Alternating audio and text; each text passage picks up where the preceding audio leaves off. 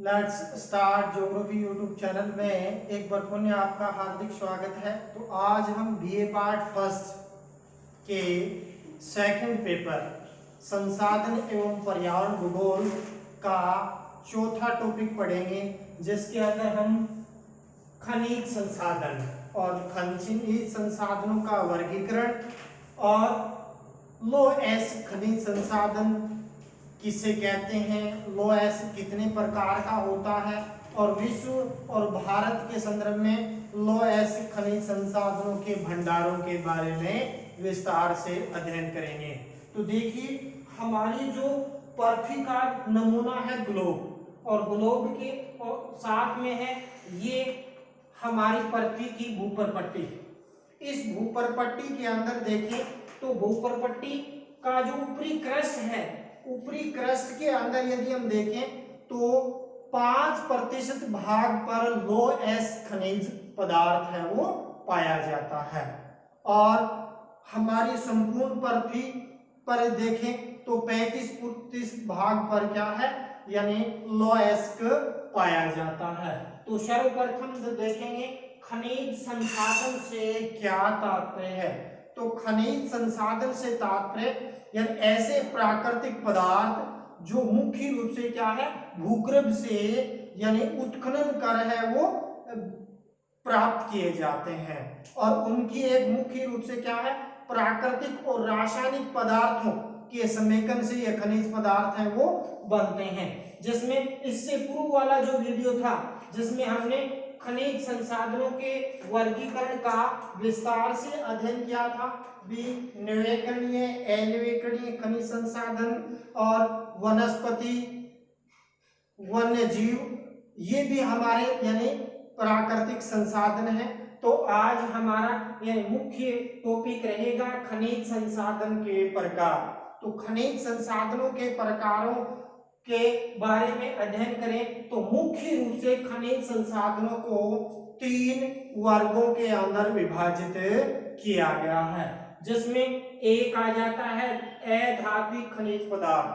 तो वे खनिज पदार्थ जिसमें धातु का अंश है वो मुख्य रूप से क्या है, नहीं पाया जाता, जिसके अंदर यानी विभिन्न प्रकार के उर्वरक खनिज इसके अंदर आ जाते हैं। इसके अंदर जिप्सम है, डोलोमाइट है, चूना पत्थर है, संगमरमर है, कोटाट स्टोन आ जाती है और बलुआ पत्थर आ जाता है। ऐसे अनेक प्रकार के यानी जिसमें धातु का अंश है नहीं पाया जाता वो अधात्विक खनिज पदार्थ कहलाते हैं। और इन अधात्विक खनिज पदार्थों की मुख्य विशेषता है वो जब इनको पीटते हैं तो ये टूट जाते हैं। धात्विक खनिज पदार्थों के अंदर यानी पीटते हैं तो उसको एक चादर के रूप में, तार के रूप में दिया जा सकता है, लेकिन अधात्विक खनिज पदार्थों को नहीं दिया जा सकता। दूसरा, यदि हम देखना चाहें जो अधात्विक खनिज पदार्थ है वो धात्विक खनिज पदार्थों की अपेक्षा कम यानी चमक जिसके अंदर होती है। वहीं बात करते हैं धात्विक खनिज पदार्थ, तो वे खनिज पदार्थ जिसमें धातु का अंश होता है वो धात्विक खनिज पदार्थ के नाम से जाने जाते हैं, जिसमें चाहे हमारा लोएस हो, इसके अलावा मैंगनीज हो, चाहे यदि मैं बात करूं क्रोमाइट हो, या जो बहुमूल्य खनिज से चांदी हो, सोना हो, ये यानी धात्विक खनिज पदार्थ कहलाते हैं। तो धात्विक खनिज पदार्थ के अंदर एक विशेष प्रकार की चमक होती है, इसको पीटते हैं तो इसको यानी चद्दर के रूप में, गटर के रूप में, तार के रूप में परिवर्तन किया जा सकता है। जैसे बहुमूल्य जो मुख्य रूप से क्या है, जवाहरात जो खनिज है उनके विभिन्न प्रकार के आभूषण निर्माण किया जाता है, यानी स्टील है, या मैं बात करूं लोहा है, जिनका विभिन्न यानी वस्तुओं के निर्माण के अंदर उपयोग में लिया जाता है। तो वे खनिज पदार्थ धात्विक खनिज पदार्थ कहलाते हैं। तो इसके बाद थर्ड आता है खनिज ईंधन पदार्थ। तो वे खनिज पदार्थ जिसमें मुख्य रूप से क्या है, यानी ईंधन के रूप में उपयोग किया जाता है, जिसमें जीवाश्म पदार्थ की प्रधानता पाई जाती है, जिसमें हम बात करते हैं पेट्रोलियम पदार्थ इसके अंदर आ जाते हैं। और पेट्रोलियम पदार्थ के अंदर सुपर पेट्रोल, डीजल, इसके अलावा मिट्टी का तेल यानी प्रमुख रूप से क्या आ जाता है। इसके अलावा इसके अंदर यानी गैस भी आ जाती है, जैसे अपने राजस्थान में हीलियम गैस के भंडार पाए जाते हैं। इसके अलावा कंप्रेस नेचुरल गैस भी मुख्य रूप से क्या है प्राप्त की जाती है। इसके अलावा आणविक खनिज पदार्थ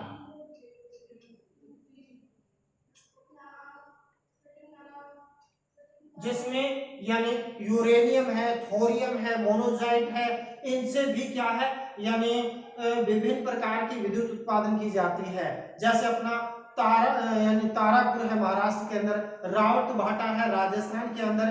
तो ये जो मुख्य रूप से क्या है यानी ईंधन खनिज के रूप में मुख्य रूप से क्या है परिभाषित किए जाते हैं। तो आज का हमारा मुख्य टॉपिक रहेगा लोएस्क खनिज।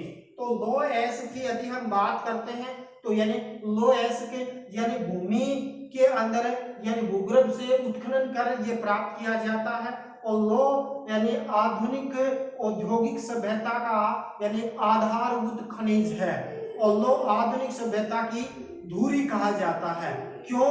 क्योंकि उनका उपयोग एक छोटी सी पिन से लेकर बड़ी बड़ी मशीनों का निर्माण, गाड़ियों का निर्माण, जहाजों का निर्माण, रेलों का निर्माण हो या पुलों का निर्माण हो, जैसे यानी बहुत सी उपयोगी वस्तुओं के निर्माण में यानी लौह का यानी उपयोग किया जाता है। इसलिए लौह को आधारभूत उद्योग की श्रेणी के अंदर यानी इसके अंदर उपयोग में लिया जाता है।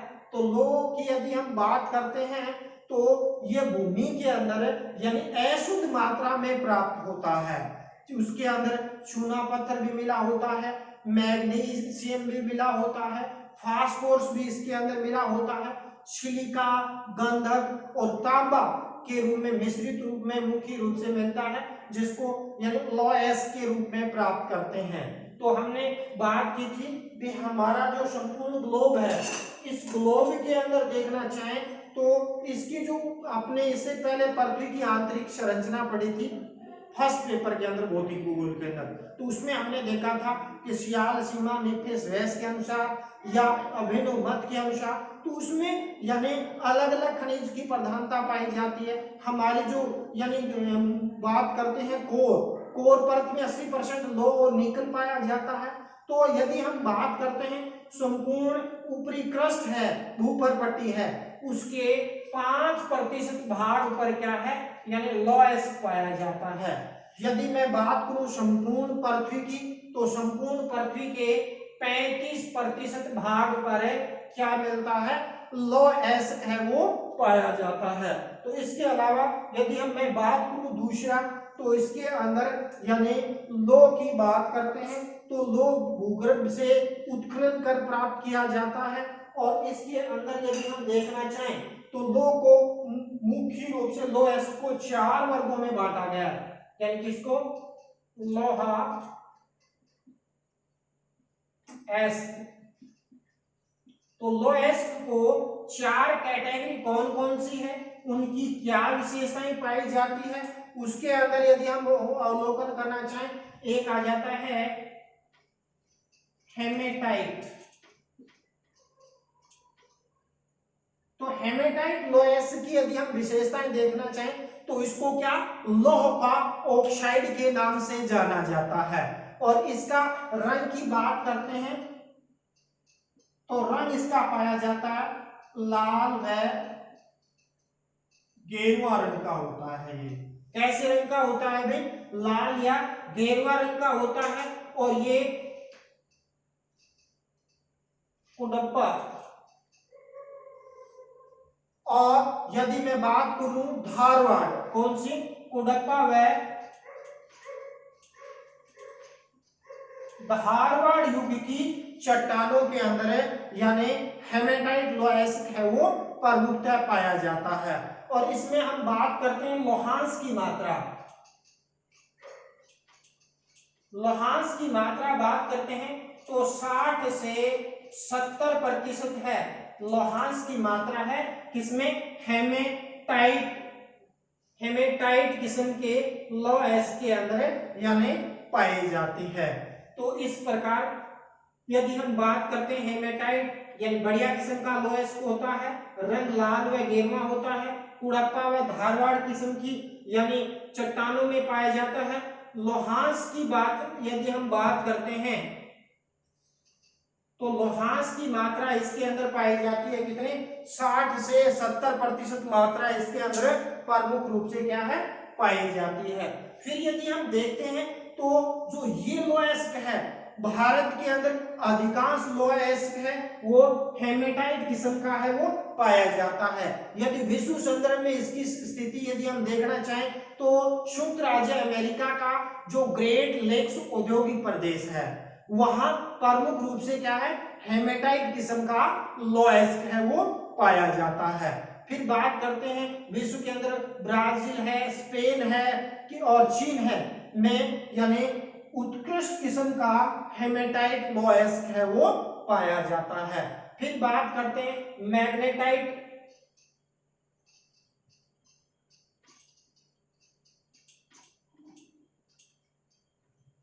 तो मैग्नेटाइट लोएस्क है वो यदि हम बात करते हैं कालास्क यानी इसका रंग कैसा होता है बेसिकली काला होता है, तो इसलिए इसको काला एस्क के नाम से जाना जाता है। कौन से किस्म के यानी एग्जाम में पूछा जाता है यानी कौन से लोएस्क को कालास्क के नाम से जाना जाता है तो मैग्नेटाइट जो किस्म होती है वो कालास्क होता है और बेसिकली इसका रंग या तो मिलेगा आपको काला या भूरा रंग इसका है वो यानी रंग पाया जाता है कौन से मैग्नेटाइट किस्म का कोयले के अंदर। और इसके अंदर बात करते हैं ये भी धारवाड़ और कुड़प्पा श्रेणी की यानी जो चट्टानें हैं उसके अंदर प्रमुख रूप से क्या है पाया जाता है। और भारत का जो प्रायद्वीपीय क्षेत्र है यानी हम मैप के अंदर यदि हम देखना चाहें तो भारत का जो प्रायद्वीपीय पठारी प्रदेश है उसके अंदर दक्षिण का प्रायद्वीपीय पठारी प्रदेश का जो कर्नाटक है तमिलनाडु है में प्रमुख रूप से क्या है मैग्नेटाइट किस्म का लोएस्क पाया जाता है। इसके अलावा स्वीडन देश के अंदर लाइबेरिया के अंदर मैग्नेटोस्क के अंदर यानी उत्तम मैग्नेटाइट किस्म का यानी लोएस्क है वो पाया जाता है। और इसमें लोहांस की मात्रा बात करते हैं तो 60% से अधिक पाई जाती है। किसकी लोहांस की मात्रा 60% से अधिक पाई जाती है। तो मैग्नेटाइट एस्क काला एस्क के नाम से जाना जाता है, काला या भूरा रंग होता है, 60% से अधिक लोहांस की मात्रा पाई जाती है और यह धारवाड़ व कुड़प्पा श्रेणी में पाया जाता है। प्रायद्वीपीय भारत के दक्षिण में कर्नाटक तमिलनाडु के अंदर, इसके अलावा स्वीडन है, लाइबेरिया है या मैग्नेटोस्क के और केरुंगा के अंदर ये उत्तम किस्म का लोएस्क है वो पाया जाता है। इसके बाद लाइमोनाइट, तीसरा कौन सा है लाइमोनाइट।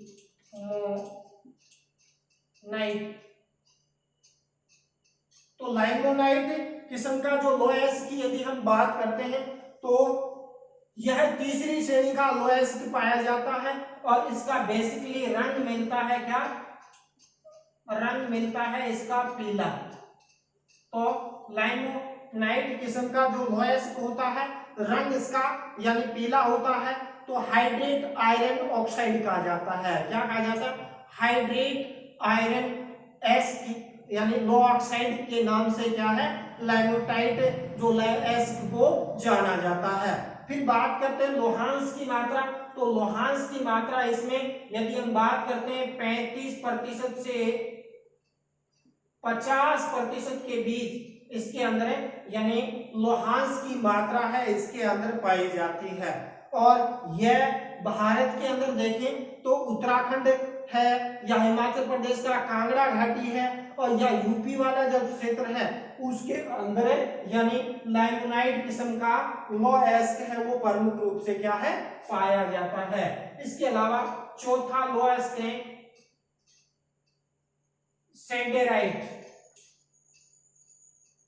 तो सेडेराइट जो लोएस्क है वो निम्न क्वालिटी का लोएस्क होता है और इसमें आयरन का कार्बोनेट कहते हैं। इसको क्या कहते हैं? आयरन